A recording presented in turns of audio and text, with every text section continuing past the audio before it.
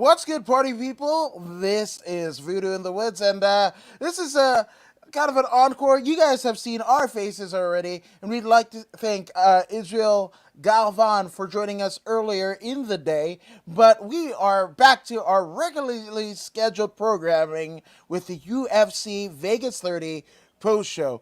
Voodoo, this fucking card, man. Holy hell. Yes. This card proved to be what we thought it was going to be. They started off that first match, Demir and Yancy. Man. What a way to start a match, you know? Yancy, he's doing his thing. Is he getting older? Yes. Demir, Demir seems to be of the same caliber, but Demir had a better exchange in this particular matchup. The Bosnian bomber, he helped me understand just exactly what he meant by Bosnian bomber. He's from Bosnia and he throws hella bombs with these two hands. That's what that meant. So shout out to Demir. He went out there and he handled his business. What do you think about this one, Wood? All CTE all the time. I hope they fucking invested in Dogecoin, or some AMC to the moon or whatever, because the fucking brain cells that were lost. Hashtag never forget. Good God. It was. Neither of them are going to be the same afterwards, you know? Which, speaking of things that are never the same, because we had a full fight weekend, right? We had Bellator, we had Mm-hmm. PFL, we had BKFC, which Don Mm-hmm. McGuire wants to say, hey, can we talk about Lorenzo Hunt getting throttled at BKFC? Yep. Did you see the clip? And we're talking about the man that got sucker punched, right? Yeah. Yeah. Hector Lombard has been known to to be that type of dude. You know, if you're going to approach him in such a manner, you should already expect the worst case scenario from him. I mean, his history dictates this. I mean, if you go back to the gym, all the gym wars that he's had, or just pure being a hardcore dude, you know, we've seen him in a cage with all those hooks. That I mean, I remember when Bellator was just beginning, he was the man in Bellator back then, knocking suckers out left and right. You know what I'm saying? He was the man. He was the one back then. And then now, you know, he's doing this bare knuckle thing. And I mean, I understand you want to challenge the man, but you know, perhaps he should have done it a different way. I don't know. Perhaps this was the way to go. He should have been prepared so you could have counter struck. You know what I'm saying? Maybe this will build for a bigger fight, right? But it seems like he was shocked by the assault. I expected the assault. I wasn't surprised by it at all.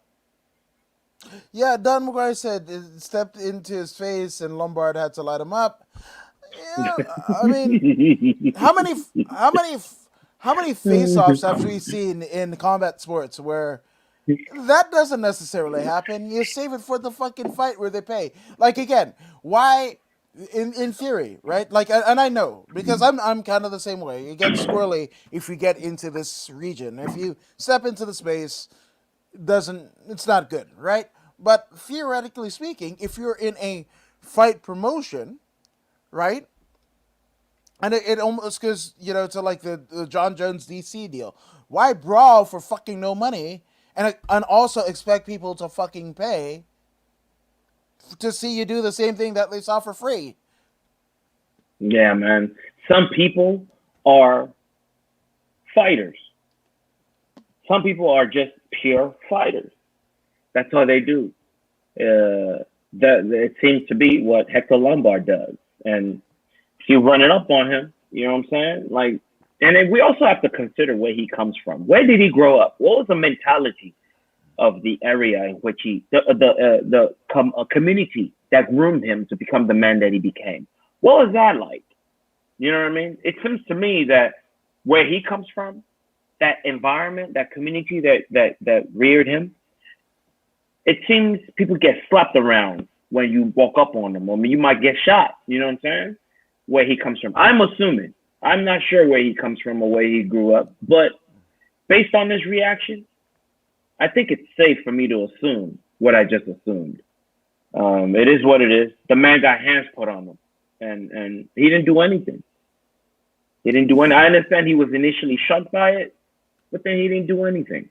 So he wasn't built like he was proclaiming to be built like when he stepped in that cage. Because if he was like that, he would have came right back and threw some shots right back. So perhaps he was more civilized and he was trying to keep from getting fired or whatnot. Perhaps that's what it was. Some of us are more hood than others.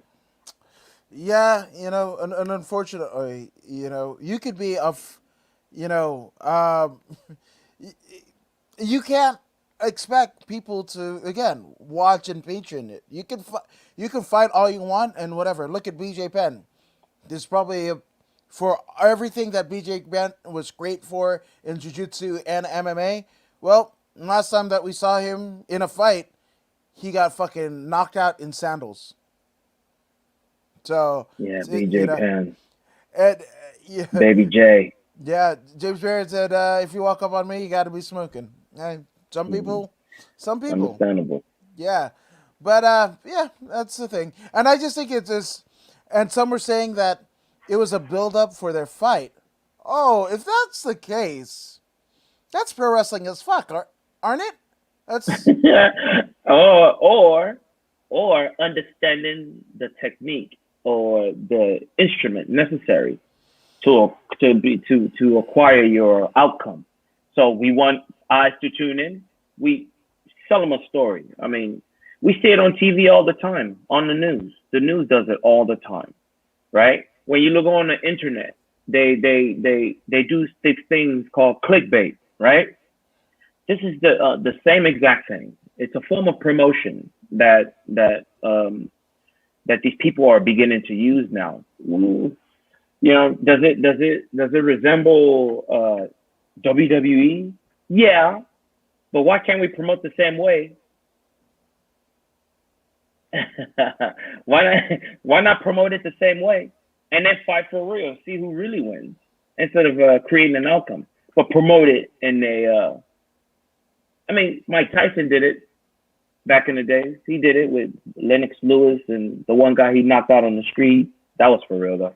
I mean, with Lennox Lewis and whatnot, eating your children. You know, sometimes you have to be dramatic for people to be for people to tune in or it. catch what you're throwing down. Again, it's entertainment.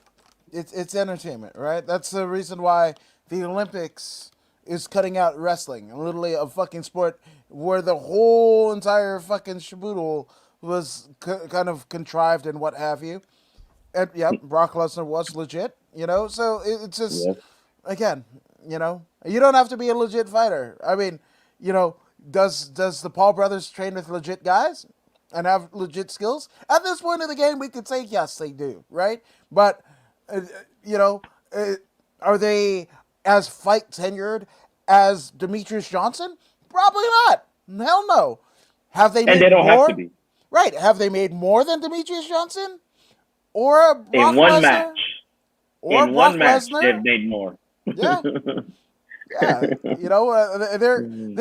They're not even they're kind of like hedging the bets. Not even Conor McGregor money, but the Paul brothers in their net worth. They're nipping at the heels of one Dana White. hmm they're doing quite well for little kids. Yeah, I'm just saying. You know, I just want to say thank you to you both. My surgery is in 2 days. Strange things happen. I love you too, Don. I had no idea. Just all good wishes and positive. You're gonna fucking kick out of this thing. So yeah, never forget. You're a warrior within. It awakens Nothing new you. to you, Mr. McGuire. This is Yeah, nothing new. You've been here before. You know what I mean? They'll do what they must, and you will do what you must, which is live abs, on. So abs, it is what it is. We all ab, got our business, and you're gonna yep. make yours happen. Hell yes.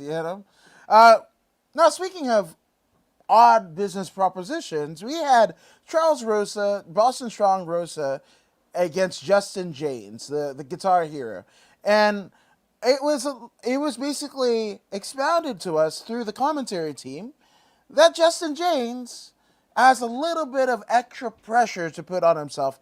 He literally put his entire fight purse on himself. He bet on himself to win. If getting punched and kicked and submitted and whatever wasn't anxiety inducing enough, you went to the fucking sportsbook and bet on yourself and the money that you're gonna make on this fight. Yeah, And yeah. there were points where he looked good, but I mean, there was an instance of, a headbutt, right? Hmm. James to Rosa, and then, Rosa kind of flailing after the headbutt, and it hadn't been called, and he upkicked James, to which James stopped, and it stopped the momentum flow, which I felt James was kind of, getting the better of Charles Rosa, and he never really recovered. Of course, Hmm. there were instances where, and even Charles Rosa said, um, Justin James did come back. There was a head and arm attempted and everything like that. It just wasn't tight enough. Um, but I think that was the momentum change where Charles Rosa pretty much, made the victory lap against Justin James. Mm. Yes, yes. This fight started off in a way in which was shaping up to be a very, very competitive match until Charles Rosa was able to land a one distinct calf kick. From that point on, I noticed that Mr. Justin Janus lost all steam. He didn't have that same bounce that he had when he first started. Things were different. All of a sudden, he's more grapply, and he didn't move to me like the game plan. It seems like he had gone to Plan B. You could tell by his demeanor that he was now working at Plan B, which is survival. Um, Charles Rosa, he came at him. He did what he had to do. He out grappled him, I would say. He couldn't get the finish, but he out grappled him. He did a lot of stealing the match by scoring points. He did things to score points, but not really to inflict damage. Um, he won the match by split decision. Uh, I was expecting more from this match, but it is what it is. Justin Janus, good luck to you. Stay focused. If this is really what you want to do, stay focused and keep pushing forward. Charles Rosa, I'm sure your next matchup will not be as easy as this was. So good luck to you as well, and we'll see what happens. I mean, he had some problems with James. Like even with the calf Hmm. kick and everything, he Hmm. had he had some serious problems that need. Maybe it was a stylistic matchup, but there was definitely problems because you know, there were times where Justin James had the advantage, and on the post fight with DC, right, with Daniel Cormier, he was basically saying like, "Oh, it should have been a unanimous decision." I was like, "What fight were you in, good sir? That headbutt really did you in, good. Like that was that. I mean, I get the split decision. Yeah, it was a unanimous decision worth a damn, Yeah. Well, I believe we called the split decision as well, right? When right? we called it. Yeah, Yeah, we just called it the wrong way, but it's whatever, man. That was a 50-50 toss-up fight anyway. Um, it's all gravy. Then we move on to the next one with your main pal Julia Avila coming in there against the another Julia Stoliarnenko. The fight was pretty phenomenal. Uh, wow, Julia Avila has this thing. She's got this thing that's different. I'm trying to find words that describes it, but it's like mild ferocity. It's ferocity, but tamed ferocity. Not mild ferocity, tamed ferocity. She knows when to put a cap on it and when to unleash it. She's very good at that. Julia Stoliarenko, I would say, is the better, more polished striker between the two. Um, she flows better, but she couldn't withstand Julia Avilar's ferocity and power. That's another thing that she brought to the table. The power was clearly significant. The use of reach was very, very well done by Julia Avilar, and volume. What I saw was lots of volume. She was like a minigun. You know, when I watched the movie Predator, she was Jesse the Body Ventura with the that cannon that he had, just spraying, mowing down the the jungle. You know, Mm-hmm. uh, she reminds me of that. This is her style of boxing. She brings a whole lot, and she destroys. She smashes everything you allow her to smash. She was able to get into the other Julia's space and totally demolish her face, the Lithuanian face, and it was what she did what she had to do in the front round, in the first round, and lots of front kicks. She One thing that I noticed was she used only primarily long range weapons, the front kicks and the straight 1 and 2 punches. Most of the time, you don't need any more than the 1 2 straight punches and in most fights, right? Occasional counterattack hooks and uppercuts, yeah. But all you need is the 1 2, man. This is what people have to realize and understand. The hooks and the uppercuts will come when necessary. But a lot of people they do these these combinations, hitting the pad with all these so many combinations, but then that is not real. You don't really see that in the fight. It doesn't really happen like that combination. Well, they will argue, well, maybe I'm allowing myself to be able to see those combinations or something like that. It, it's unnecessary to do that. For exercise, I understand, but I don't see that adding to your fighting skill or whatever. I think that in that moment when you're in there with that opponent, what you need to throw will come to you, right? It will come to you, and don't force the uppercut. The uppercut will present itself, and then because you're feeling the moment, the uppercut will happen naturally. You won't have to. Oh well, last week I did 2 6 5 4 3 2 1. You know what I mean? None of that. None of that. Just feel the moment. Be in the moment and feel the moment. And Julia Avila was able to be in the moment and feel the moment, which is why she was able to get away with the 1 2s and the front kicks. And after she smashed her up pretty good, the other Julia was like, okay, time to move into plan B. I cannot fight this lady head on. So let's put her on the fence and grapple her. And excellent transition it was. Excellent coaching by that other team, man. Excellent coaching. The Lithuanians, they're on it. They're on it. In regards to striking, they're on it. In regards to dirty boxing, they are on it. She went to the dirty boxing, slash grappling, and this was a phenomenal matchup between these two ladies, man. They were on point. This is MMA at its peak. You know what I mean? What I witnessed between these two ladies, it was excellent performance. You taking damage, okay, man. I gotta minimize this damage. Boom. Let's move on to the grappling. Let's see what we can do here. And she did her best to try and take the fight on the fence. When the fence didn't work, she took it to the ground and she tried and see if she could get away with some submissions. She is in there being mixed martial arts, the Lithuanian Julia, being the Lithuanian, I mean the MMA mixed martial artist that I love to see, and then she was doing what she had to do, but then Julia Avila was just too much.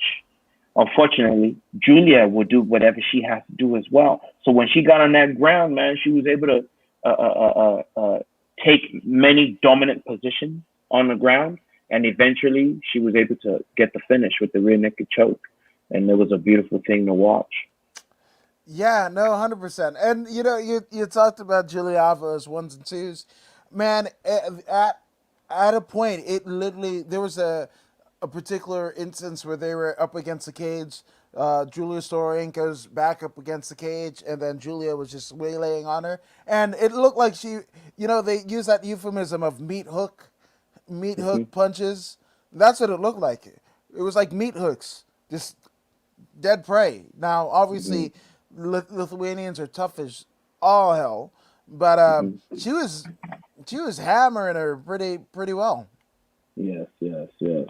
Yeah, the stand-up game did a whole lot of damage, which forced Storyalenko to initiate Plan B, Plan C, and Plan D. She is a fighter to the very end.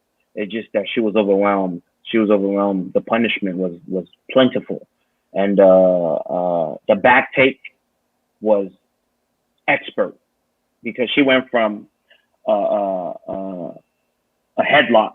There was some kind of transition, and Yep. then they wound up in a headlock in which Julia Avila sunk in the left and then the right hooks in, and then she was able to slowly pop her head out, and then she had the back, and she fought a lot from the back. I believe she put the body lock down too while she was at it, and she fought from the back for a while, and then eventually she sunk in the rear naked choke, and that was all she wrote. It was literally all she wrote. Now, Hmm. um, she made a pretty good, kind of pledge to social media. She was just like, "Hey, if if that wasn't a fight of the night or performance of the night bonus, I don't know what the hell to do." Like Hmm. and Sorolenko actually came in as the favorite, right? Hmm. So, Hmm. um, the fact that she knocked out, choked out and finished as a favorite, that had to be Hmm. something. That Hmm. it, I'd be hard pressed to find a better 2 rounds of MMA. Hmm. Not just women's MMA, but Hmm. all of MMA. Hmm. Hmm. I'll Hmm. put that up against anything. And I retweeted the thing to Uncle Dana. Hopefully, Uncle Dana Hmm. listens. Hmm. Hmm. I think we got Uncle Dana. Uncle Dana, doesn't Julia Avila deserve 50,000? Uh, uh, uh, Uncle Dana, he needs his Geritol. My goodness, he needs his binoculars fixed or Hey, whatever.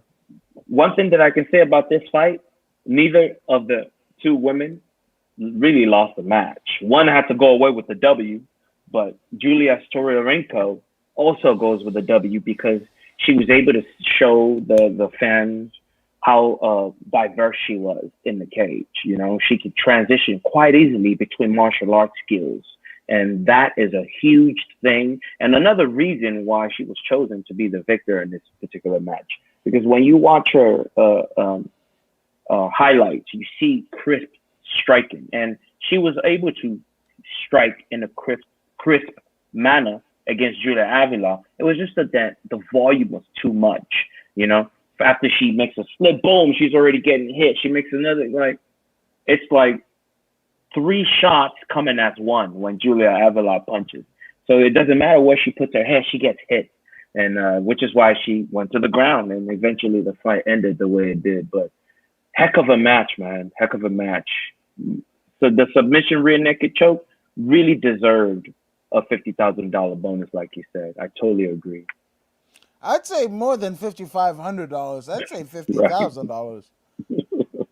But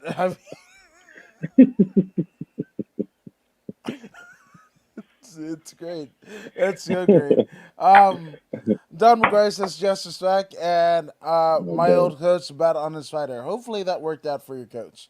Um, Now, this one, Marcin Prachinio, right, Mhm. against Hurricane Ike Villanueva. Mhm. Oh Mhm. God, this body kick. I mean, and it's weird. So I unjustly, compared Ike Villanueva to Rocky Martinez. I am so sorry because Hurricane Ike. I forgot. He fucking. Speaking of Hurricane, like the last time he fought the opponent that he had, he fucking punched him and he did a fucking hurricane, right? Yes, I that's forgot about right. that, and he came in Yeah, I as a forgot heavy, too. yeah, you know. Mhm. So I, you know. fuck, he Hey, was doing all right. I He was doing all right up until yes this he was. fucking kick. Ike is pretty badass though. Hey, he's that Yes. one dude. Remember, he was talking. I tell you what, he's talking like this, like I'm from Texas, this and that. When he got on the mic, I was like, what the hell? That kind of voice coming out of him? Yeah. Yeah. I like that guy actually, man. He came to this match with a really beautiful knife in boxing. He came with a really nice blade. You know what I mean? Mm-hmm. But unfortunately, his opponent had a Glock 9 with him and a nice blade. You know what I mean? You want to blade fight? We can blade fight. But if I see that you cut me too much, guess what? I'm pulling out the Glock and I'm letting it go. And that's what he did. He pulled out the Glock and he let it go. And it so happened to hit him on the liver. That's what happens when you play these games. When you come to mixed martial arts, you better have your skill set in order. And we're talking about at least five of them. At least five. They might seem like they're mimicking each other, but they're not. They're quite different. We have boxing. Have your boxing game in check because you need to understand how to throw the 1-2s, right? The 3-4s and the 5 and 6 will come. Hooks and uppercuts will come. But boxing, right? Then we have the wrestling. Very, very important. This is your lifeline, right? And then we have the kickboxing. We must understand how to punch and kick in a snapping manner. And kickboxing is what's going to get you that. But then when it comes to breaking things with your bones, we're talking Muay Thai. See, kickboxing and Muay Thai are not the same thing. They No. are different. The kicks are different. The strikes are different. The surface area in which you are striking with are different. So now we're talking about the art of 8 limbs. We're talking knees and we're talking elbows now. And we're throwing them indiscriminate. We're smashing anything that we hit. You know what I mean? And then we have did I mention jujitsu already? No, not Did I mention jujitsu. jujitsu? Okay, and You then did we have striking. jujitsu. Yes, and then we have jujitsu. Now we must snap the bone if we have to, right? If I don't really want to hurt you, then I'll just put you to sleep because I don't want to really smash your face. Like Khabib did for Justin Poirier when his parents were there at their match. He was like, they said it. I could not really hurt the guy. I could not hurt the guy because his mother and father is in the audience. You must honor your mother and father. You must honor your mother and father. And I could not hurt him in front of his mother and father. So I submit him. All right, this is an honorable thing. But you are presented with this choice to submit him when you have at least those five basic things that I just mentioned. And to repeat, we have boxing, we have wrestling, we have kickboxing, we have Muay Thai, and then we have Jiu-Jitsu. We need these five to even survive in the deep oceans of the UFC. No, 100%.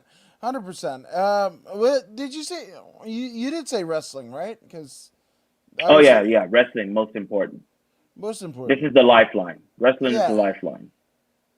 yeah. So I mean, it's just whew, Hurricane Ike. He looks so good.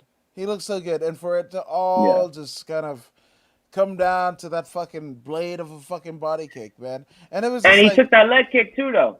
He yeah, took he that did. leg kick, which was what just derailed this boxing. And then he turned into a tough guy. You know what I mean? Everything was all grit after that. He took that leg kick. Marcin was firing on all cylinders. He was firing the head kicks, body kicks, and leg kicks. The leg kicks worked, right? He kept moving. He kept striking the leg. He kept striking up top. You know, like when you throw a snapping kick at someone and you hit their arm, it's not over. That arm is getting damaged. The arm takes trauma, right? Something's got to give. Either your brain gives or your arm gives. And most fighters choose to block and take the trauma to their arms. But then this is the same arms that you're going to strike with. So if you don't have kick abilities in that moment, you're done, dada. You know what I'm saying? So Done, done. so yeah, he got his legs chopped off, his lead leg, because he cannot switch stance. He does not switch stance to put that leg behind and then continue fighting on the other leg. You know what I mean? These things are exposed when you face a dynamic striker. The man is an excellent boxer, right? We'll give him that. Let's say he is top five. We'll just give him that, just on GP. Top five boxer. Yeah. Top five boxing is not enough in the UFC when you are faced with someone who can throw elbows and knees and kicks and all these crazy things. You know what I mean? You have two, he has 10. What you gonna do when this MMA skills runs wild on you? This is what he faced. And once that leg was gone, he couldn't push off of it anymore. He couldn't deliver those powerful blows that he was throwing. And then before you knew it, my man, somebody called switcher a southpaw. He switched to southpaw. Immediately, he fired the liver shot because once he switched to southpaw, his brain saw all the openings in his opponent, and the liver was wide open, especially based on the angle that he was in. I've thrown those that kicks many a time. I love to throw that left leg liver kick. It's so awesome. It's so awesome, and when it lands, it does the damage necessary. He didn't even throw it that hard. I mean, you hear the skin snap. Nah, he threw it pretty hard. Yeah, He dude. threw it pretty hard. I Yeah, was about to yeah, say, he threw don't it pretty downplay hard. that. I That just thought was, about the sound. I just thought yeah, about the sound I it was heard. I was a, like, okay, it was an yeah. audible thwap, and I'm deaf, and I fucking sat up and I was like, oh shit! You heard Hey, that? but he You didn't heard have that to throw over? it that hard, but it's a Yeah. fight. No, I will. I mean, the thing about it is, so there were some technical issues with, in terms of production, right? Like the Justin Mhm. Jade's walkout. There was some, like, you almost heard the producers and whatever, and there was a little bit of Oh that in yeah, right. I caught some of that. I heard the kick over all of that shit. That's what I'm saying. That was a can't downplay that. That was And then murder. the delayed response. The delayed Yeah, response. it was like, Yeah, yeah. yeah, yeah. It was kind of like Chris Tucker in that movie with Jackie Chan Who kicked when me? he was like, "Which one of y'all hit me?" Hey, when you get hit with a shot like that, you can't understand what just happened in your body. You're thinking, I've been hit in the liver before, which is why I know how valuable a target it is. You just drop. You think about it, and then you drop. What'd you hit me with?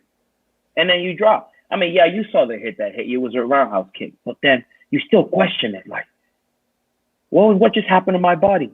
And then it just shuts down, man. And then there's that pain. It's not really pain, but it's immobility. You're just immobilized. You have control of your muscular system, but it's not working. Oof. And then there's that pressure. It's that pressure. Hard to breathe. You know what I mean? There's this hard to breathe pressure that comes from that region. And the more still you are, the less pain you feel, it seems like. So you see everyone curl up and just stay there. You know what I mean? But it's a tough thing to go through. The man fell to the ground and TKO later. He was done, dude. Yeah, man. Ugh. So hopefully Speedy can't come back for Ike Villanueva, but damn, Marcin Pacino, Hmm. shit me, guy. That was way to turn it all around. That shit was Yeah. like Ace of Base. Turn around. Don't you want to hear my heart breaking? That shit was that. He didn't want to fucking turn around to see fucking Ike Villanueva fucking all damn near comatose on the floor. So he just walked the fuck off. That was some pimp shit right there. But shout out to one Marcin Perginio. Now, fuck Jeremiah Wells, Worley Alvarez. This one, oh, we knew that Worley was gonna maybe get put to sleep, even though he's a tenured veteran and it's a 14-4 record going into this. But you got Hmm. to remember, like the last time. Well, okay, wait. He did fight Monir Lazez on Fight Island, right? Hmm. Back in Hmm. January of 2021. But Hmm. there's like one fight a year for that 14, Yeah. so it's not like Yeah. he's been consistent, and he's kind of one of the older vets and tenured vets on the roster. So Hmm. Jeremiah Hmm. Wells just fucking swarms the shit out of Warley for his first round and gets him. And of course, there's a couple little traps that Worley, in his veteran savvy, is able to kind of implement. And Jeremiah was just like his coaches. Shout out to the coaches. Shout out to Jeremiah for being an excellent player one because Hmm. Damn, yo, it was almost like Jeremiah's fists were fucking magnetized to Warley's body, and just Hmm. Hmm. It turns out that Mr. Jeremiah Wells is actually training out of Henzo Gracie's Philly Academy. oh shit, You know what I mean? The guy is actually a jujitsu guy. He's a jujitsu guy that's got some terrible power in his hands that puts people's lights out. And yeah, just like you said, man, he walked them down and he put hands on them. He walked them down and he took the victory from him. He looked them in his eyes when he took the victory, and that was quite impressive. I believe I heard he was a black belt in jiu-jitsu as well. You know what I mean? The fuck, man he's on it. He's on it. He's got something here. You want some jiu-jitsu? I got jiu-jitsu. You know what I'm saying? You want to stand? I can stand with you. You want some wrestling? I'll outlast you. He's got three important components already, which is boxing, wrestling, and jujitsu. So, what's his kickboxing going to be like in the future? What's his Muay Thai going to be like in the mm-hmm. future? Because these are the skeletal structure of mixed martial arts. These are the ones that hold up the entire thing that we're talking about. You know what I mean? Without the complete striking game, he's going to run into some issues sooner or later. But right now, he's doing well. Perhaps he doesn't Yeah, need to kick anyone yet, right? Perhaps he doesn't need the combination of punch and kick. As in this particular match, the hands were all he needed. But I think he's good to go. Base wise, he's good to go. And sky's the limit for this dude. You know what I mean? Based on what he decides to do with his legs. If he gets excellent kicks in, excellent kicking prowess in, then he'll truly be a major competitor because he's very explosive. He's got cardio. He's got power. Most yeah, important, power and speed, deadly combination, and jujitsu on top of that. Hanzo Gracie jujitsu. A lot of folks are going to be in trouble. Is yeah, what this says here. yeah. Now we're not, saying future champ, but blue chip prospect, absolutely. Definitely, You know, definitely. and with a respectable record like 9-2, and Hmm. coming out of this, yeah, Hmm. it's the world is Jeremiah Wells' oyster. So, shout out to Jeremiah. That's That's right. and I should actually kind of spin it back. That Marcin Porcinho was the first Hmm. recipient of the performance of the night. So there That's you right. go. Now we had Shavkat Rakhmonov against Hmm. Michael Prazeres, right? Hmm. Uh, Hmm. Basically, Rakhmonov was able to secure a rear naked choke. But what did you Hmm. think of this fight overall? This was a gimme match, man. Um, I don't know. I don't know what the what the plans for the future are because I'm not in those meetings. But uh, this is one of those boxing things where you build the fighter. Shafkat Rakhmonov is a force to be reckoned with in this region in which he comes from, Uzbekistan, right? When we decide to go over there and do a pay-per-view, you know what I mean? We want someone that's established, a star, a big name. So you know what I mean? If we can manage to keep him continue to be undefeated in MMA and keep that going the way it's going, then we could definitely do something with this guy later because he's crisp. He's got excellent boxing, kickboxing. He's got all five. The five base that I talked about, he's got all that. He's got wrestling. He's got jujitsu. He's got kickboxing. He's got Muay Thai. He would jack you up any way you want him to jack you up. He is the nomad. He's got height advantage, 6'1", 77 inches. You know what I mean? His opponent, on the other hand, was not very tall. Even though he was very thick and dense, he was not very tall. I believe he was trying to fight Shafkat, I believe he, in his mind, he was trying to fight him, but Shafkat hardly really broke a sweat. It was a very easy match for him. He did whatever he wanted to do. He wrestled the man, and then he jujitsu'd him until he found a rear naked choke in the second round. He hardly got touched in the match. Um, Keep building Shafkat, man. Rachmanov, why not? I don't see any reason why. I mean, of course, he has to go out there and he has to win the match, but he is doing that quite easily. In the matches that we've seen him fight in the UFC, he has won quite easily based on his fight IQ and just what he's bringing to the table. He is a major contender, and sky's the limit for this guy too. Definite blue chipper, most definitely. Yeah, no, 100%. So big win for Shavkat, which we've got our next fight, and because I'm still lagging, I haven't really gotten this program, but I should, as well you should. That program is none other than the. Where is it? Yep. It is the four name pronunciation classes by Voodoo for $9.99.99 or four easy payments of $4.99.99. You can pronounce names like Kennedy.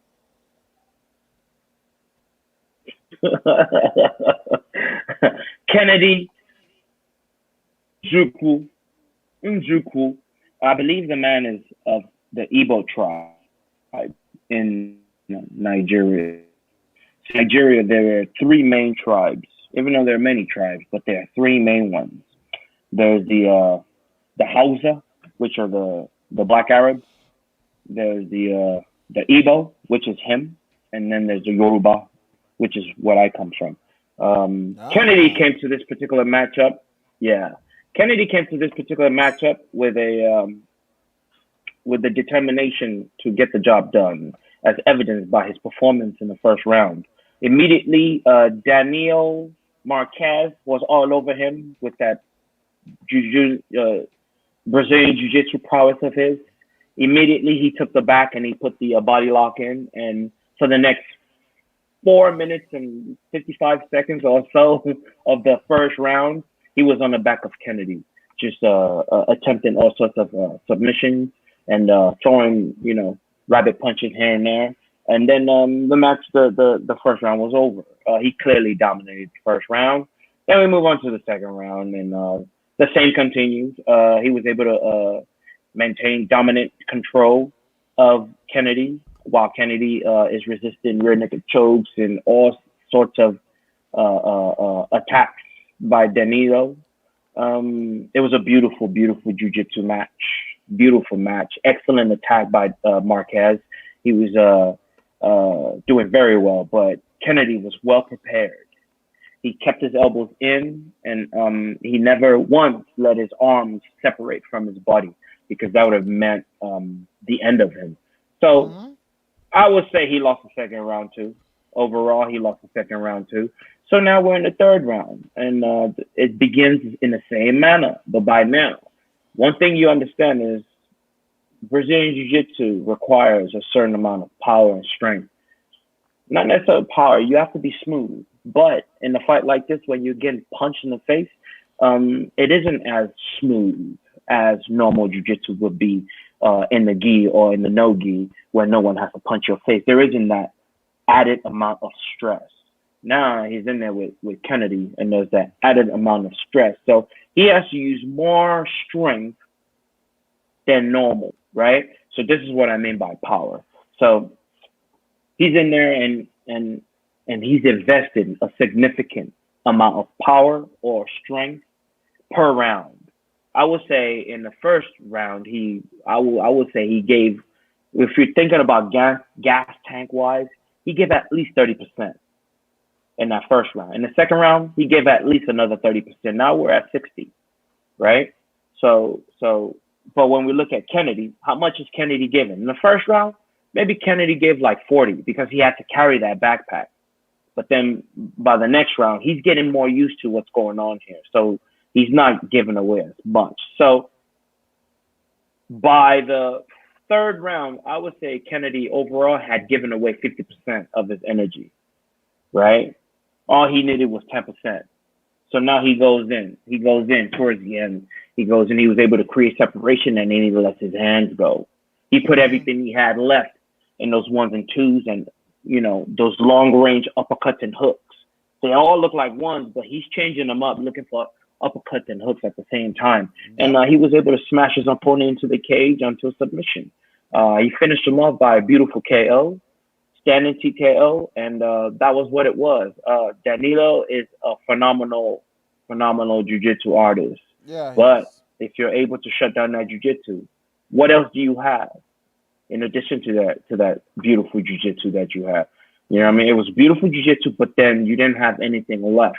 He had overdone it with the jiu-jitsu because really he's not a complete fighter. He is a dynamic jiu-jitsu artist, kind of Yeah. like Khabib is a dynamic wrestler. You know Wrestler. what I mean? This Yep. guy is a dynamic jiu-jitsu guy, and the jiu-jitsu got him this far. But then you should be adding more to your weapons.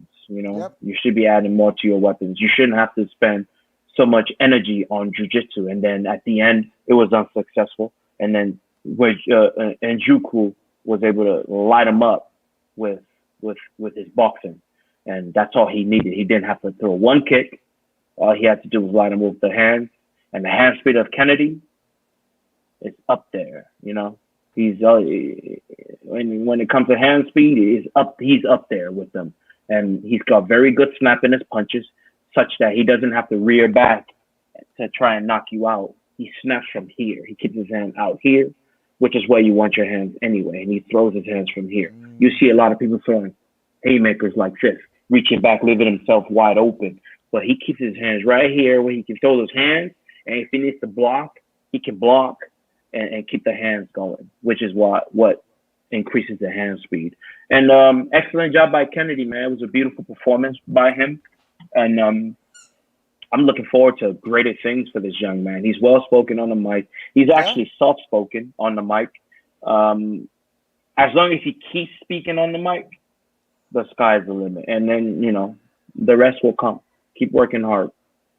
Yeah. No, 100%. So big win for Kennedy. Now we have, and Kennedy with that Senate KO is also a recipient of a performance of the night bonus. So another good deal. Hopefully you don't. Imagine if you had bet on yourself like Justin James did. He would have had even more than this, but that's not a, not a smart move. I don't think Right. it's a belief system, but sometimes beliefs can be wrong. So just Mm, saying. mm. Um, Now we had Hanato Moicano again, one of the people that were supposed to be the heir apparent for all things in his division, a future champion. But he gets it done against a Black Country banger, former Cage Warriors champion Jai Herbert. Um, what did you think about this one? Well, you know how we talk about the English folks not having good jujitsu or wrestling or whatever. This is a prime example of why that stereotype is as such.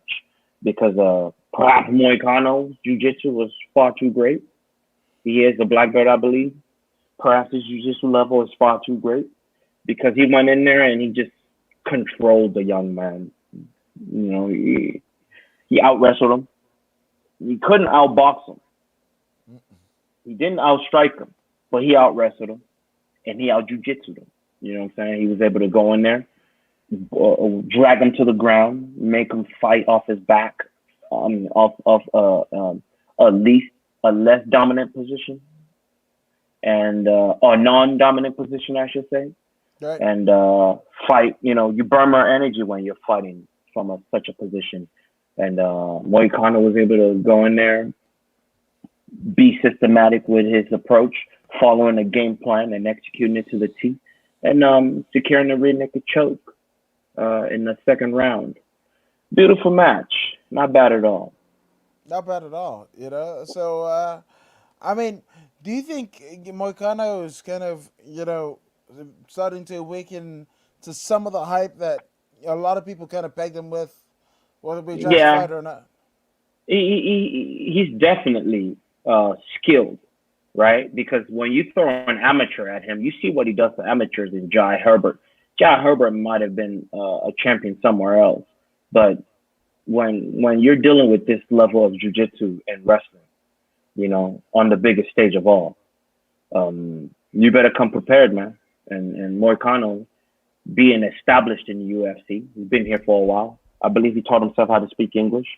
Right? At least he understands the game, right? He's performing well. He's got the skills to perform well. It just so happens that when you touch his chin, he goes to sleep. Yeah, It is what it is. When he that's a faces problem. them dudes that got power like that, they put him to sleep. But if you can't put him to sleep, you in for a fight. And when we look at the people that have put him to sleep, these people have gone on to be champions. So he is no pushover. Does he have what it takes to rise to the top with the cream of the crop? Yes, he does. He has what it takes. But can his body hold up? This is my only grievance. Can his body hold up to such a demand? Yeah, Because those guys in the top 10 and the top 5 are forced to be reckoned with, and they are such for a reason. But Hanato got the skill. He's got the skills. The question is, can his body hold up? I don't know. yeah. So we will see. But again, big win for Moicano. Mm-hmm. As he kind of moves on to what many people feel that he should have been maybe a couple years back. So shout Mm-hmm. out to him. Now, I dig this. Nicholas Dalby. Nothing against Nicholas Dalby, but Tim Dirty Bird means all the way. Dirty Bird. Gracious guy, the head coach of the Yeah. Moriarty wrestling team in Albuquerque, New Mexico, and improves his record to 32-12, which 37 years of age. Many would Mm. argue this is the twilight of his career, but he Yeah. he's still got, by his own standards, has a lot of people and a lot of interesting matchups that he wants to have Mm-hmm. happen before he decides to hang him up. But basically, showing that old school is cool. Tim Means Mm-hmm. throttled Nicholas Dalby for a unanimous decision win here. Yes, yes. In this particular matchup, there was one important thing that Tim Means needed to secure the victory, and that's a sustainable gas tank. Because for him to win, he had to go out of his way. He had to go out of his way and use a whole lot of wrestling. And we know wrestling is like a 5.0 Mustang. You know what I Yeah, mean? A high performance vehicle. That's what it's wrestling a is. Shelby Mustang for You sure. know what I mean? Exactly, exactly. Right? He's a Shelby Mustang. And so him to go in there, he had to be a Chevy Mustang. Uh, Ford. and come with a whole lot of wrestling. He's able to his opponent on his heels. His opponent in Nicholas Dalby does not. He's not at his best. Can he fight moving back? Yes, yes he can. But he is not at his best when he's on his heels. Right? He is best when he's on the balls of his feet. There's a huge difference there, guys. Dynamic fighters fight on the balls of their feet. Everyone else fight flat footed. You know what I mean? And they I don't know how to explain it. But this particular type dude fights on the balls of his feet. And then when you put him on his heels, he is not as bouncy and springy. And Tim Means, upon doing film study, of course, was able to see this and train accordingly because he was able to get his body to perform at a Mustang level performance for 15 minutes. That's all he needed was 15 minutes of high performance. And he was able to initiate his game plan, which is wrestle Yeah. the dynamic striker, put him on his heels, and make sure he isn't able to become dynamic. He isn't able to get started in his dynamic ways. If we can do that, Team Min thought to himself, then we can secure a victory, and that was what happened. He was able to utilize his wrestling, his height advantage, put his weight upon Nicholas, and it was excellent strategy. Excellent strategy. For someone to avoid striking, I mean, he struck, but to avoid striking, this is the perfect time to avoid striking. When avoiding striking would take more away from your opponent than from yourself, then go ahead and avoid striking. And And the dirty boxing was beautiful. I loved every aspect of this match. And the Rifles winner won the match. And I couldn't be mad at this particular victory by Team Means. Shout out to Team Means on this one. He worked really hard for this match. Shout out to Tim the Dirty Bird Means. Yeah, man. So that dude, Tim Means all day. So 37. yeah, 37, and Yeah, again, respect. I'm so honored to have been kicked out of the Palms Casino by interviewing him without without any credentials. So shout out to you for taking the interview, good sir. So there's That's that. right.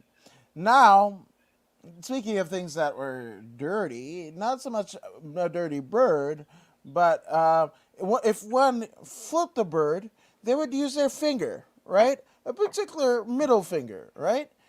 Now, I'm not saying that that's the finger that was reasoning for the eye poke, but damn it, you can make an argument uh, in this instance because we had Andre Touchy Feely against Daniel Pineda, um, and the Pit versus the Touchy one got touched all over in the eye region. So, what did you make of this one? This was a lovely match for Mr. Andre Feely. Um, all the cards aligned for Andre Feely in this match. This is a match that he's been waiting for quite some time. You know what I mean? About time they give this guy a break. You know, not to say that Daniel Pineda is some kind of pushover, an easy fight, but the matchup was just perfect for Feely. It was perfect. Feely was a more conservative, more strategic, more sniper-like fighter in this match, and it came to his benefit because Daniel Pineda was more throw a bunch of combination and try and hit you with as many of them as I can. He wasn't as calculated. He was more, attack, attack, attack, attack, attack, and I'm sure this has worked for him a lot of times. I mean, he is 27-14. He's won a lot of times by being ferocious and all. But then Andre has been in the UFC for quite some time, and he's been in there with the very best in the game. He has trained with the very best in the game, and he has learned to use his body for the benefits that it provides, and which is reach advantage. He's very long arms, long legs, lean body. So jiu-jitsu will be easy for him. To hold someone in a body lock will be easy for him because legs are long and lean. To throw long shots in regards to ones and twos while you stay safe, higher probability. To throw long range hooks and uppercuts, higher probability because his body provides him these chances to fight in a brawling manner, but remain back in a safe spot, right? So this is what Andre brought to the table against a more stocky, I would say not as fast Daniel Pineda. So he's game. They're both game fighters, but one has advantages. Luckily for him, he knew what his advantages were, and he utilized them perfectly. He started off with some nice touching boxing, and then he transitioned into kickboxing, and the kickboxing ended up being some Muay Thai, and that's all he needed. He pieced him up in the first round, doing whatever he felt like doing. For some reason, Daniel Pineda could not understand the range in which he was head kicked a few times. He was just dominated in the striking game. He was dominated. Come the second round, he was already leaking. He was already really badly damaged. Going into the second round, he persisted with his style of fighting. He did not saw fit to make any adjustments to what he was doing. Perhaps lock it in and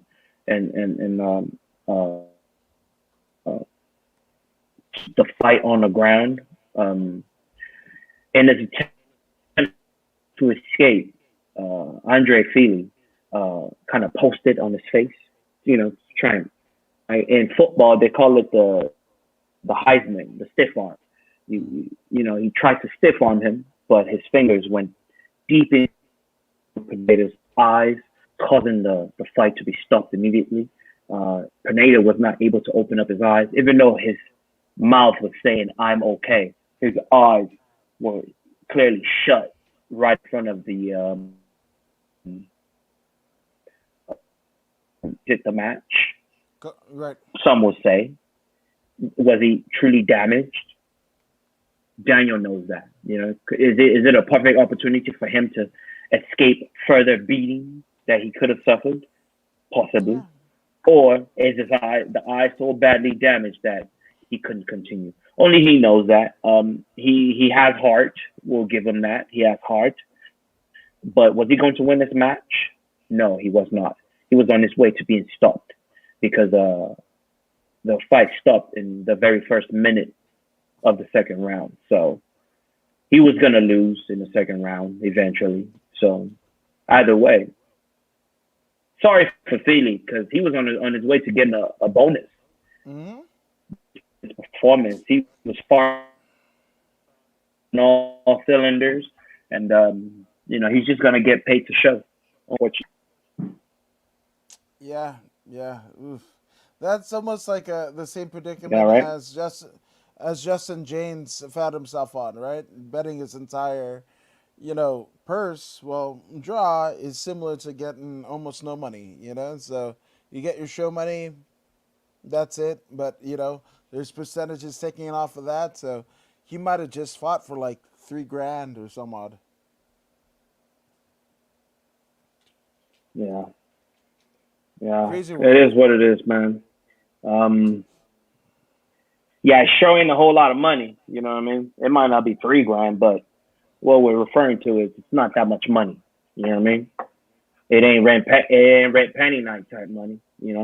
Ooh. And he's a veteran of the sport. Um, should there something be done about fighter pay? Yeah, most definitely something should be done about fighter pay.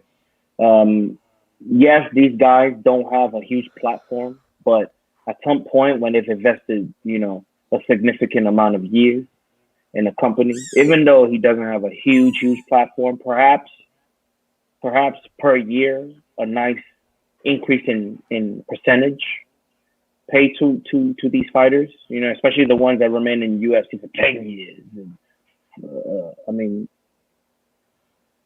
Nate Diaz didn't really start getting paid until he saw Conor recently. That first Yep. fight, that was very recent.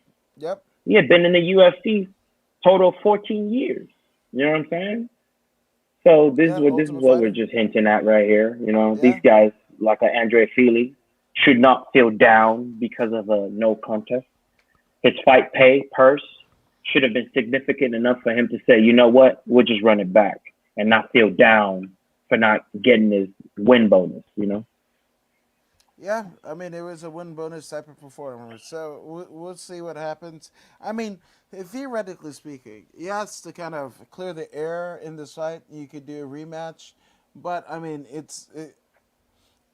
what Yeah, is it's it? clear.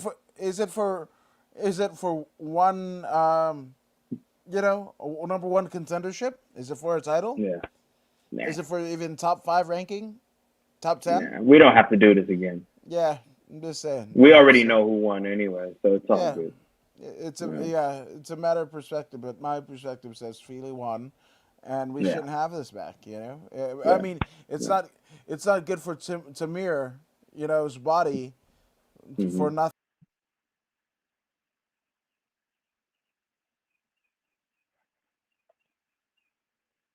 Yeah, it looks like my buddy was knocked out of the feed. There he is. Hey, yeah, no, no. What I was saying is again, for the body, the wellness of Valiev, Yes, yes. it's just not good to run this back. So Oh, you mean Daniel Pineda?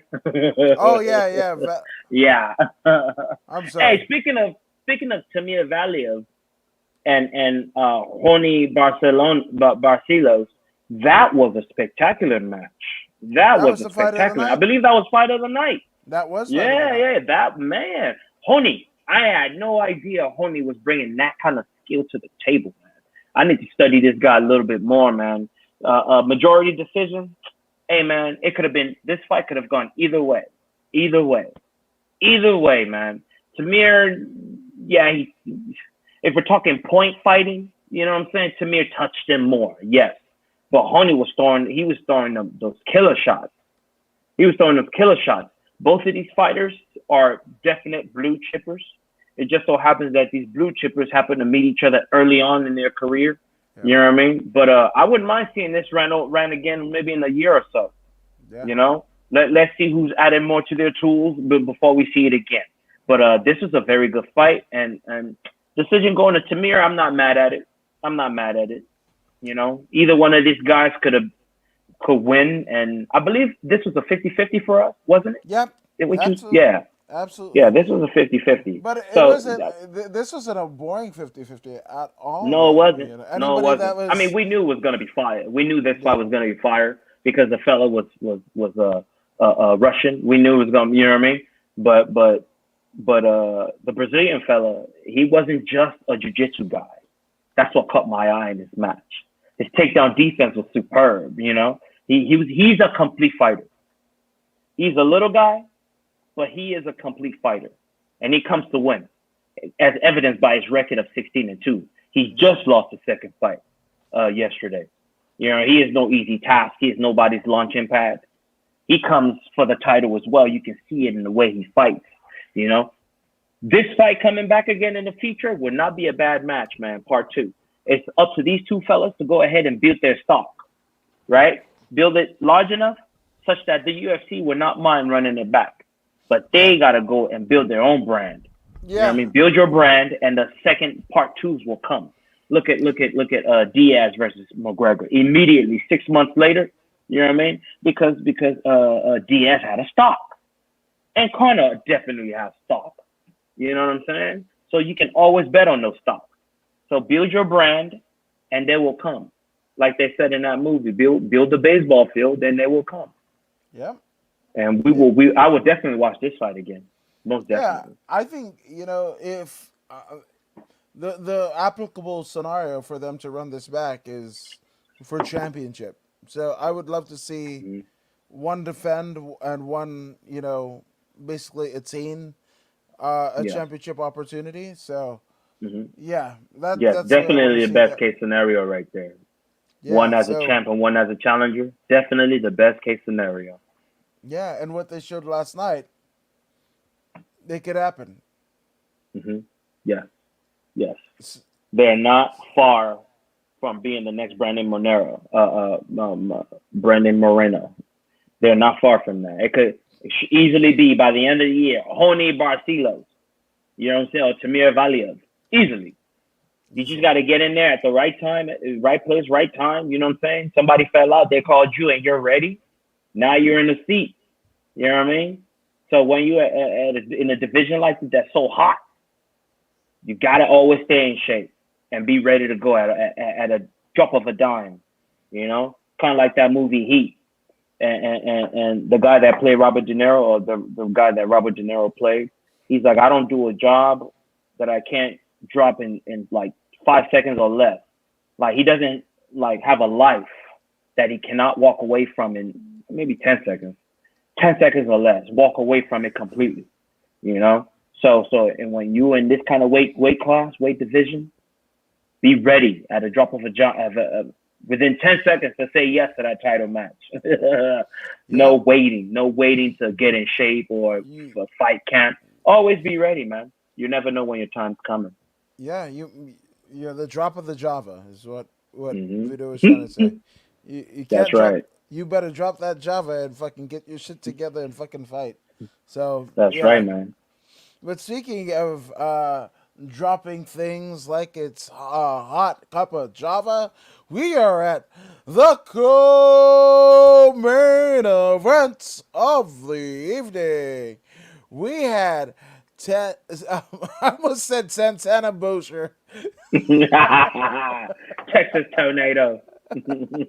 I swear to God. Santana Bosher. Um, well, I guess now that we're saying it, Jenny Santana, the Yeah. biological daughter of one El Matador, Tito Mhm. Santana, will be on the Mhm. According to What's podcast tomorrow. She is That's also right. a Brazilian Jiu Jitsu brown belt who just won in the convention. I believe it was nationals that they had in Vegas.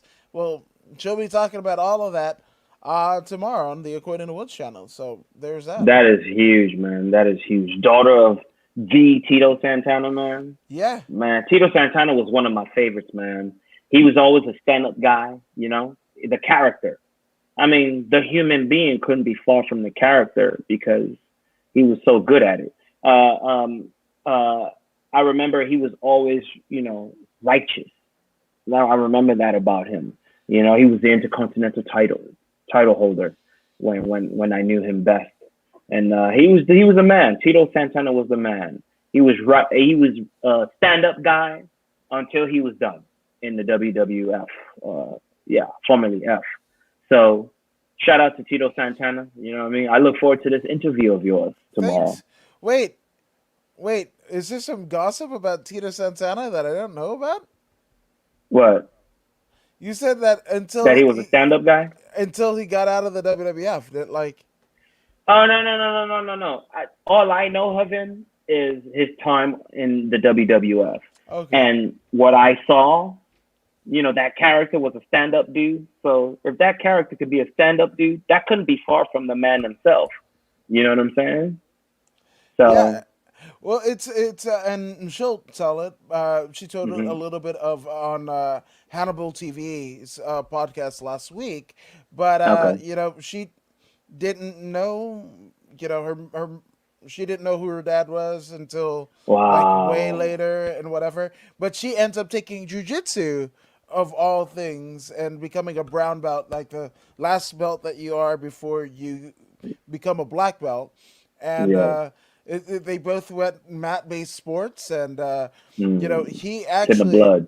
yeah, and it's funny because he is actually a Spanish teacher and has been for almost 20 some odd years, Mm. right? For Mm. the New Jersey, one of the New Jersey municipality school systems, Mm. right? And in addition, he co-owns with his wife a beauty salon and they call Mm. I believe they call it Santana's, like That's what's up. hairdressing and what have you. So he's doing okay for himself. Um, That's what's up. well, Jenny does jujitsu and works for the school system in Vegas. So that's a Wow. little spoiler alert, but the apple doesn't fall too far from the tree. Mhm. That's right, man. I'm tuning in tomorrow. Thank you. But yeah, so Tana Bozier, the bulldozer against former UFC title contender, won OSP Oven St. Preux, and my goodness, the bulldozer lived up to his nickname because obviously this was a heavyweight outing, right? Oven St. Preux when he faced John Jones, that was for the 205 title, the light heavyweight title, right? Hmm. But man, there's some as tenured as a 25-15 record that OSP had in it, before this fight. These are some big boys, and Tanner Hmm. Brozier is absolutely recipient of that moniker of being a big boy because he Hmm. KO'd OSP Santana Bozer. in the fucking second round. Didn't even make it look close.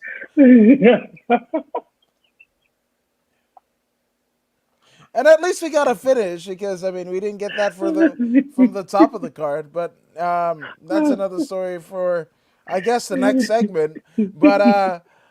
But yeah, shit, Tanner Brosier bulldozed the shit out of fucking OSP there. Hey, so hey, that name is perfect for him. He does have a mullet like Santana used to have, right? Yeah, Then Santana used to have that mullet, yeah, man. yeah. Yeah, Santana Bozier. That's a perfect name for this dude. I did that Hey, shit by but accident.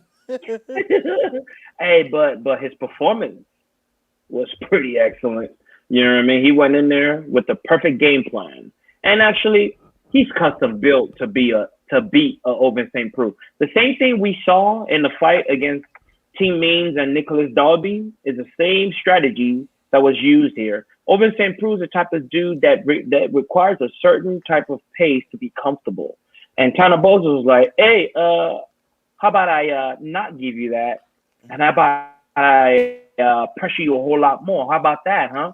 So he started off bringing in excellent kickboxing. You know, you can't just go in there and start slugging. Overton Pro is the type of dude that's a counter striker. He likes to wait and wait for the right one, but Santana Boza was in there throwing those hands and feet, just kept staying in his face and over and over. Round one is over. He kept it up again. Round two, over and over and over and over. And then before you know it, he met his mark and It was landed that over. power. It was over, Yeah, over.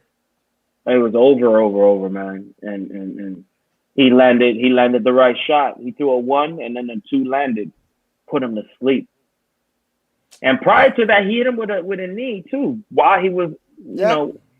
he had him pressured on the fence, and he pulled the head down. The Muay Thai clinch pulled it down and delivered a nice knee to the head, almost like a glancing knee to the head. But either way, it landed. And then, but not far after that, the 1-2 came in and shut the lights out. Lights fucking out, man. So, Hmm. Bozier, coming into the company, the promotion, not too long ago, in the 2020s, right? Like, Hmm. and what a name. Actually, I'm sorry, I forgot. He, wait.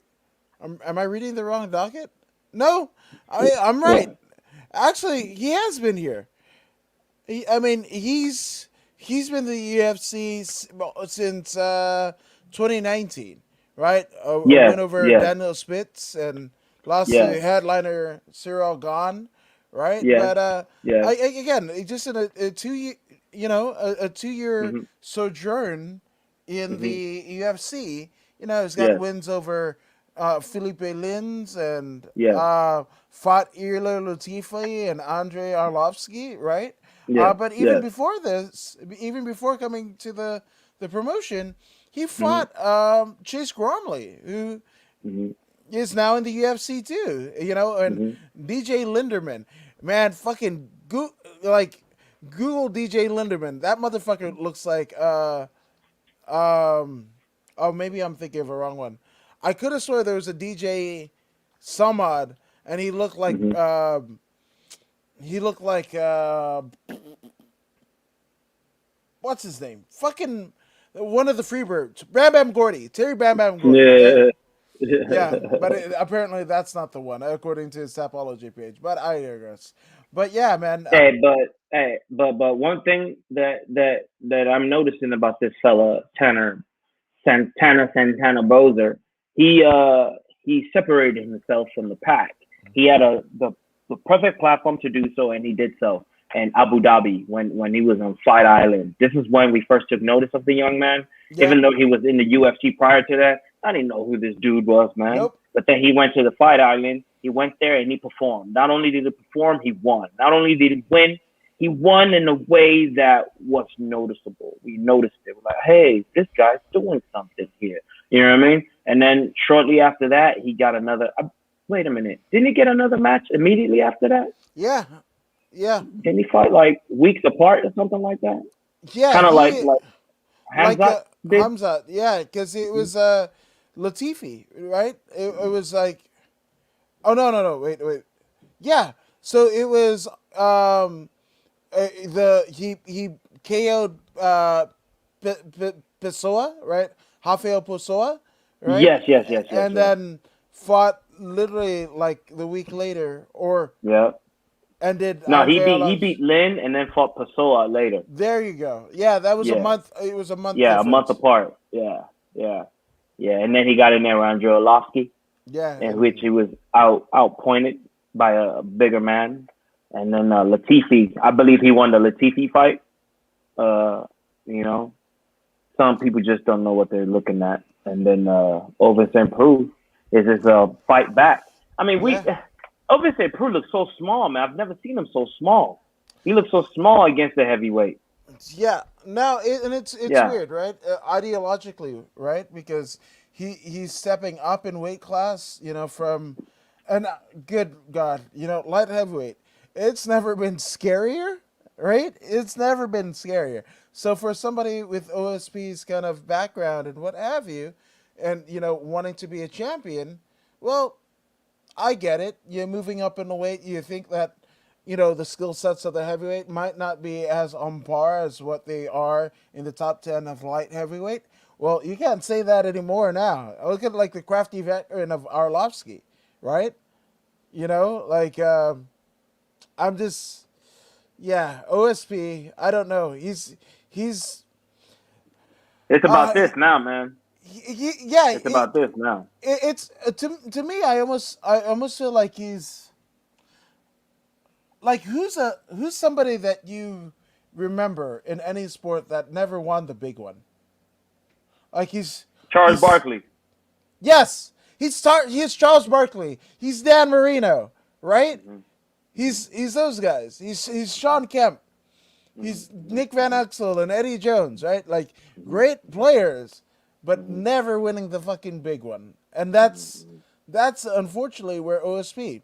Yeah. If he was in an era before, right, of the Randy Coutures and nothing against Randy Couture, right, but like Hmm. Hmm. Randy Couture far outclassed the wrestling, pedigree of Randy Couture was so far and above Hmm. Hmm. the level of competition at the time Hmm. that Hmm. like OSP at heavyweight would have probably beat Tim Sylvia, right, a Yes. former Yes. UFC Yes. champion, right, two-time Yes. Yes. champion at that. Yes. So I Hmm. just think he was Timing, man. generation late, man. Timing is everything. Timing is everything. I mean, look at Hoist Gracie came in there at the right time, and he did what he did. Now he's immortalized by it, and I mean, it is what it is. Cain Velasquez comes in there and does what he did. The timing was right. The timing was right. He came in at the time where his skill set was the bread and butter of the time, and it got him what he got him. But unfortunately for Mister Saint Preux, his skill set is easily acquired Did by other fighters. So did you he just came at call the him? wrong time, man. Did you call him Saint Pooh? No, say P. I'm I'm pronouncing with my French accent. Preux. Okay, okay. Saint Preux. I was gonna make a Saint fucking. Preux.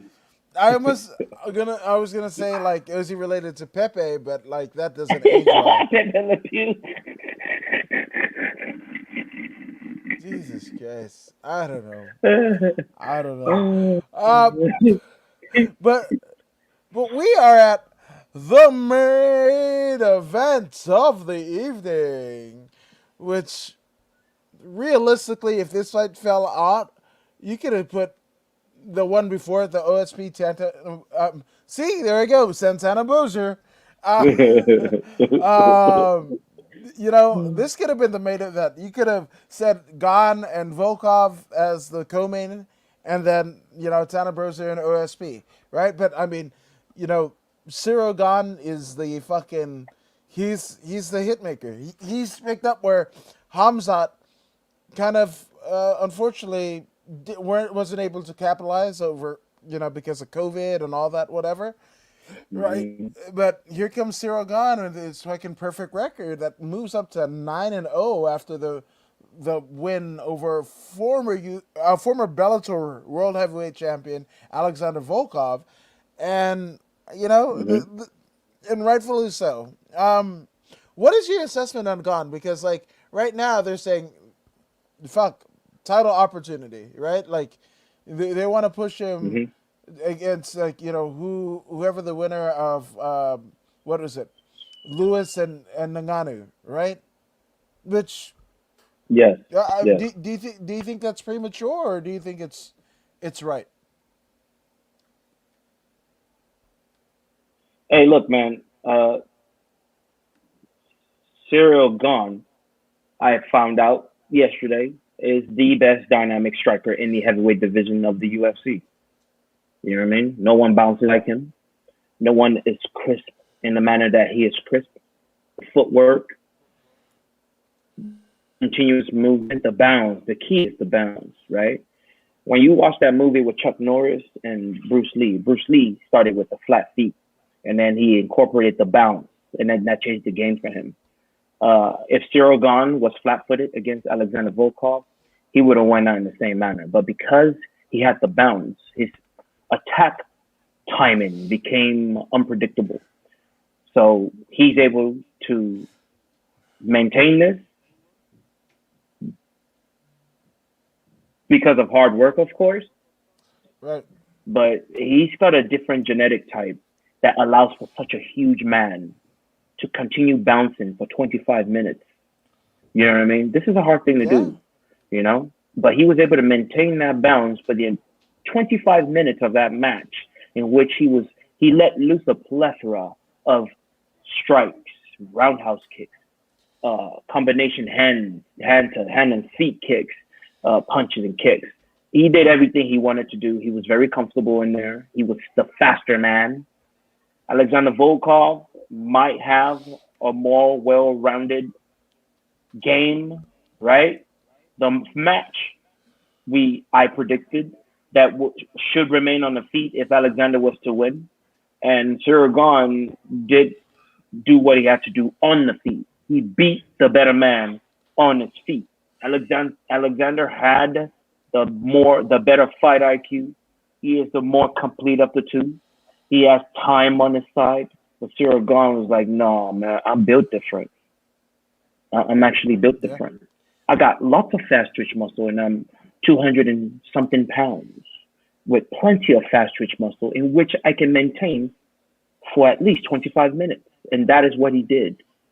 Bong Gamin went in there and he lit him up like a Christmas tree. Yep. At 6'4", 245 pounds, moving like that, I believe he could possibly, and a huge problem for Francis Ngannou, just because of that speed and the fact that he's able to maintain that speed for 25 minutes. Yep. If you can get your hands on him and put him on the fence, then you might have a chance. But if you can't, and he gets a fight in the open space like he did against Volkov, he's going to piece them all up. And he Yep. can easily win the title in such a manner. You have to put him on the fence. You got to get him off his feet. You got to put him in.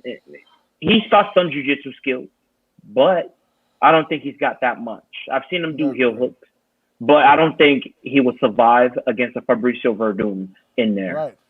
Right. In the clinch, I don't think he will survive. He will piece him up in the space. In space, he will dominate, right, because of his speed. But he did what he had to do against Volkov. He is now in position for a title shot. Yeah. Cyril Gahn, don't stop talking. Yes, your English is not so great, but please don't stop talking. Don't stop calling these dudes out. Call them both out. It doesn't matter what name is on that contract. You need to start saying these things right now. Otherwise, when John Jones decides to come back, and he comes back in time for you to get your title match, you will be overlooked easily. Yeah. So please, if you want to be part of this thing that's popping right now, do not stop talking. Use this particular win to build your platform. I'm sure people will tune in, right? And as they're tuning in, hook them in and keep them there. Give them a reason to push like on your Instagram account. Yeah. Give them a reason to say follow, so more information could come from you. It's your job to do that, Cyril Gahn, if you want to remain in the talks for a title shot, because all relies now on John Jones. Whenever John says I'm coming back is when he's going to get his title shot. He's earned that. He is that. Yeah. Years and years of title defenses. Said so. It is what it is. So Cyril Gahn, if you really want a title shot, nothing is guaranteed in the UFC. You should know that by now. Yeah. If you've really done your homework, nothing is guaranteed in the UFC. Whoever brings us the big box office is who we're going to put in there, not Right. who has earned it. You have earned it, great. But you are lacking somewhere. Fill those gaps and make it happen. So keep talking. Keep talking. The more the people hear you, the more likely they will vote for you. Yeah, no, 100%, 100%. Now, but in terms, if it's to believe, right, and I'm going off of the Hmm. rankingmma.com website, right, but Hmm. Cyril Gahn leapfrogs over Georgina Rosenstrike and Curtis Blades, and again, Yeah. just like you were saying about Curtis, I mean, in terms of getting the traction, right? You remember Hmm. Curtis Blades was boo hooing about Hmm. just being a martial artist and just being a Hmm. martial Hmm. artist and whatever. Why don't I get whatever? Well, guess what? He's a sacrificial lamb to his own ideologies because here we go. You have no I, platform. I yeah, the antidote, literally the antidote to everything that you're saying is gone, right? Does he love MMA? I mean, does he love martial arts? Is he an ardent mixed martial artist? Who knows? Who cares? Again, traditional martial arts of wrestling is being eradicated from the Olympics. So, Hmm. you tell me, right? But look at the top four in the division. Actually, I would say top Hmm. five, right? So Hmm. Cyril Gahn moves into number four. Number three is Okay. Derek Lewis. Stipe Miocic is number two, and Francis Ngannou reigns supreme up top, right? So Hmm. if obviously Ngannou and Stipe fought, and obviously Ngannou won. That's why he's the champ, Hmm. right? Hmm. And we're gonna do a battle of 1 and 3 with Derek Lewis and Derek Lewis. Oh wait, Derek Hmm. Lewis and Ngannou. There you go. Yeah. Why did I? Yeah. Yeah, I was gonna say he's gonna face himself in a mirror match. Damn it, Mm. Derek Lewis. Mm. Derek Lewis against the Black Beast. How about that? Hmm. And ask him if he okay afterwards. I don't know, but yeah. So Derek Lewis versus Ngannou, right? Well, for Cyril Gahn, he can either do one of three things, right? Hmm. He can go and fight Curtis Blades and basically punch down and risk his ranking, right? Or he can move up, right, to face Stipe Miocic, assuming that Stipe is still wanting to fight again, because he's been up in the air. He was up in the air before he lost the title, but even more so since he's lost the title. We haven't seen Stipe unless you're in that town in Ohio where he's a firefighter for. We haven't seen him, right? So, Hmm. with that all being said, with that all being said, um, so you either do Gon Blades, Gon Stipe, or Gon Hmm. just sits out for the winner of Francis and Black Beast. Blaze is a terrible matchup for him. He will be Yeah, taken he down. is. He will be held down. So if I was a serial gone, I would not take a fight with Curtis Blades if I don't have to. Not because of his ranking, just because he's not the right fight for you. You will not shine when you fight Curtis Blades. He will out wrestle you. He is the best wrestler in the heavyweight division. Yeah, he is. Understand that and give him the respect that he deserves. You know what I'm saying? Even though he is a martial artist and doesn't realize that he is an entertainer, Yeah. uh, He's uh, not entertaining. he deserves respect in regards to his wrestling prowess that he brings to the table. And he could take any man down in the UFC. He'll take them all down, right? That this is something that he is capable of doing. And we don't know how Gon will react when he's down there against a more dominant grappler. I would not want to find out in a fight against Curtis Blades that I'm not good on the ground. I want it to be worth it, like a gold belt. You know what I mean? Yeah. Or at least the number one contender in the world, or what's the fireman's name again? Stipe. Stipe. See? You know, if it's Stipe, I'll risk it. I'll risk it if it's Stipe, but I would rather risk it on the go. So, like you say, Stipe is on the only worthy person, or wait for the title. I'll do my best to wait for the title. Yeah. I'll do my best to wait for the title because Stipe is a world champion, arguably the greatest heavyweight of all time. Why Yeah. would I want to risk my opportunity fighting him, Right. right? I don't know if he's gonna keep me down, if he's able to get me down. He's got wrestling. I gotta really consider this, right? I need to think about my current boost that I have, should I waste it on Stipe or gamble it on Stipe? Not waste it. Should I gamble it on Stipe, or just wait for the title? If the title seems close, I would do Stipe. I mean, I would wait. But if it seems like it might not be happening, I will give myself a timeline. If the title match does not become official within the next such and such month, then I would take the Stipe fight because Stipe is sitting as well.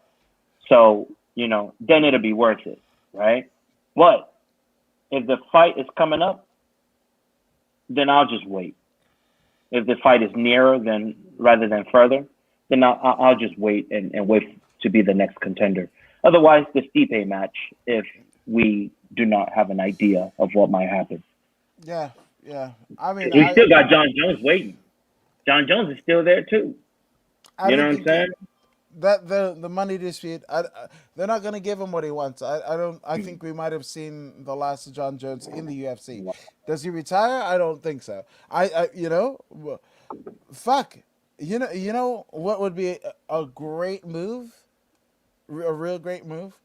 Not so much Bellator, but PFL. For who? John? John.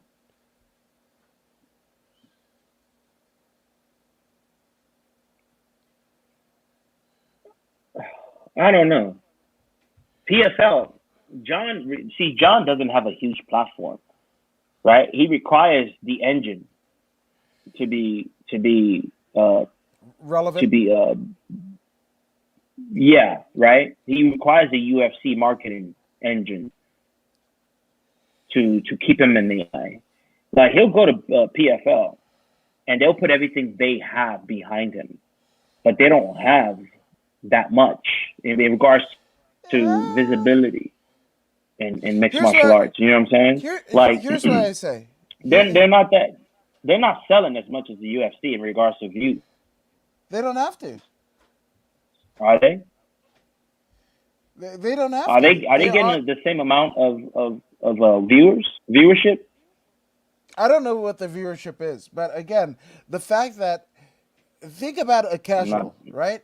That has to watch and Hmm. subscribe to ESPN Plus to get their fix of UFC, right? And let's say it's a lot better than paying $9.99 a month and getting outside of LFA. What else is there? And I'm not trying to trash any other promotion, right? That is on UFC Fight Pass or whatever, right?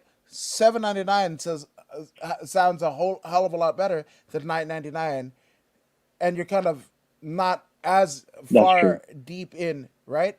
Well, when you're looking for That's true. MMA in the search bar, yes, UFC will come up, but also PFL. What's to stop True. somebody True. from just flicking From checking in. the PFL? Yeah, the production Hmm. values. That's If true. you've seen any, look at the Clarissa Shields story. Look at any of their Hmm. like 1 hour biopic or half-hour biopics on their fighters, right? They talked about Hmm. Kayla Harrison. They talked about Lance Palmer. They talked about you know Ray Cooper the third. Like all of these guys that, at least for me, it gave me incredible insight to who these people are beyond the fight, beyond whatever. I'd say in that instance, PFL has Hmm. even, aside from the UFC, has nailed Hmm. that production aspect of it. Yeah. Unfortunately, with Bellator is a great organization. The pay is well. Hmm. The production values in terms of the on-camera product of the fight card is probably second to none. The only thing about it is telling you who Pitbull is, telling you of their rich history. They haven't, and they've got great commentators to do it. They got Josh Thompson and John McCarthy and what have you, Big John. But they can't. They don't know how to tell the story. They can sell the fight, but they can't tell the story. Hmm. PFL can tell the story in a nice, That's true. concise way. So telling the Yeah. story of John Jones and PFL, I think it might be the best thing for it. right? And then also it'll probably spearhead John into other avenues. Look at Yes. Sean O'Connell, right? Sean Mhm. Mhm. O'Connell won their heavyweight Grand Prix, $1 million and the PFL title. He's a Mhm. journeyman in the UFC, what have you. Comes back from retirement and Mhm. then fights in the damn, the tournament, wins it all, and moonlights as a fucking commentator, a move that he still holds today with the likes Mhm. of Kenny Florian and UFC Hall of Famer and former UFC heavyweight and light heavyweight champion Randy the Natural Couture. I'd say that's That's pretty right. fucking good. So if That's they pretty can do good. that with Sean O'Connell, Mhm. imagine the shit they can do with John John Jones. Jones. Mhm. That's true. That is very true. I agree. I agree. So and the I money agree. that John is asking for, I swear to Mhm. God, you want like 50% of the gate. PFL can go into the like I think the biggest like the New Year's Eve shows for PFL were at Mhm. Mhm. the Madison Square Garden theater that's Mhm. adjacent to Madison Square Garden. You Mhm. don't think with John Jones headlining a fucking card? Like He could imagine sell that out easy. imagine they put fucking Clarissa Shields versus Kayla Harrison and John Jones against whoever. That's huge. That's huge. That's a huge production. Just Definitely. saying. And the You're bringing sponsor, two worlds together. Then yeah, you're bringing the world of boxing, it's and it's huge. it's essentially what happened when fucking David Beckham came to play Mhm. for the Galaxy, Mhm. Mhm. right? He got Mhm. 100 fucking $1 million for playing on what most people in terms of world fucking soccer, they kind of Mhm. thumb their nose at the MLS, right? The Major League Right. Soccer Right. organization. That one signing lifted not just the team that he played on in LA Galaxy and shown light to other future Hall of Famers like Kobe Jones and Mhm. Landon Donovan, but it Mhm. raised the whole fucking attendance and everything of the Mhm. league. Of the Mhm. league. Because when Yeah. Beckham played, it was like Jordan, any other team. Even if you like when we were growing up, we couldn't afford Laker tickets, so we bought Clipper Mhm. tickets, and just to see Jordan on the bench in a suit, you Mhm. know, that sliding John Jones to PFL might be the best thing for both of them. Mhm. So, and again, this is something that they've already made great inroads, right? In the commentary, right? The commentary team at PFL is great. Ray Seffo is the fucking, the president, but also Mhm. one of the all-time greats in K1, right? Yep. Yep. They've got so much. They've got big name signings. They've got hey, you want to fucking do heavyweight? Cool, John. It's like you and Fabricio were doomed, or whatever the fuck. Assuming Fabricio makes it out of the tournament. Like, there's so many fucking interesting matchups, both Hey at light man, heavy. the UFC would never let that dude go. They would rather watch his contract burn than let him go. You know what I'm saying? He's gonna finish in the UFC. I'm not letting him go. He's either gonna get with the program or never fight again. They got control of that. Uh, I'm. I think since he's acquired the assistance of this new promoter, not promoter, this fella from boxing. I don't know the man's name, but a manager in a manager position. Someone is from boxing has crossed over to help John navigate the negotiations for this heavyweight opportunity. Uh, will he get the amount that he's asking for? I know he'll get something that they will be approving of. It might take some time, but I think they will work it out. John is too valuable to let go of. If he's not fighting for you, you better not let him go anywhere else. Look at what happened with Joe Montana when they let Joe Montana go. Yeah. He went somewhere else and won another championship, if not two. You know what I'm saying? Uh, uh, uh, um, uh, there's many stories that we've heard like this. Just like you're like you're predicting. That's what's gonna happen. John is gonna go over there. And he's gonna be the next big thing, and viewership is gonna be lost from the UFC to PFL. They're not gonna risk that by letting a dude like John go. They'll rather watch him burn than let somebody else have him and then become a huge success that they cannot capitalize off of. I don't know. Yeah. Oh, so the person that you're talking about is one Richard Safer, who many credit for pretty much building up Golden Boy Boxing, Oscar De Mhm. La Mhm. Hoya's promotion. But Mhm.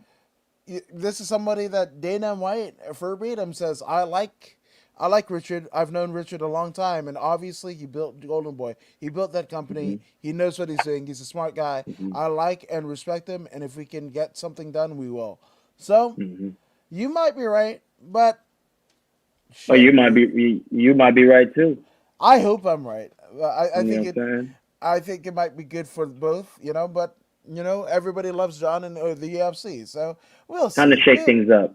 Yeah, it's a fucking shake it like a salt shaker. Which, speaking of shaking, but the next time that we do this will be a pre-show to Mhm. Red Panty Night. Conor McGregor Yes. returns, gets Wait, to is there a complete the fight before trilogy. that? No, Are you sure? yeah, I think Connor's fighting in 2 weeks, right? I believe that's there might be Islam Makachev. is there Islam Makachev. Yeah, Makachev is fighting? I believe Wait, is that before or after? I'm not So sure. no, so apparently we're not getting another fight night. It's like Oh, the really?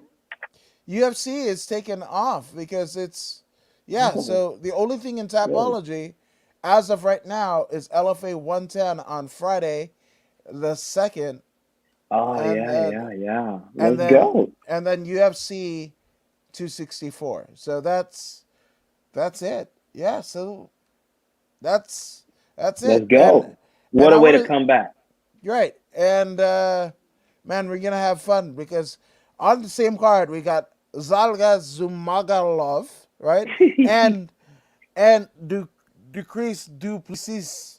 So we're gonna have a lot of fun pronouncing the shit out of that. And Taito Vasa versus Craig Hardy. I'm Let's all for go. fucking Craig Hardy getting his ass whipped, but we'll fucking check in with that. But Voodoo, where can they find you on social media? Definitely on YouTube, Instagram, Facebook, and Twitter. Voodoo Maximus. Let's go. I'm According to Woods, and I just recently returned to my adopted hometown of Inglewood High School to celebrate the wonderful achievement of one Conrad Hutchinson, who for 44 years led the Inglewood Marching Band. And there was a great kind of farewell. Like people from like 1978 came back to kind of break bread with people that were just under his tutelage, right? But with that being said, I also got to run down the halls of my high school and scream at the top of my lungs. And that video is on all of the socials. So that's a good 8 seconds of. That's probably how my son got here. It's 8 seconds of playtime. So so we will see you guys later with more voodoo in the woods.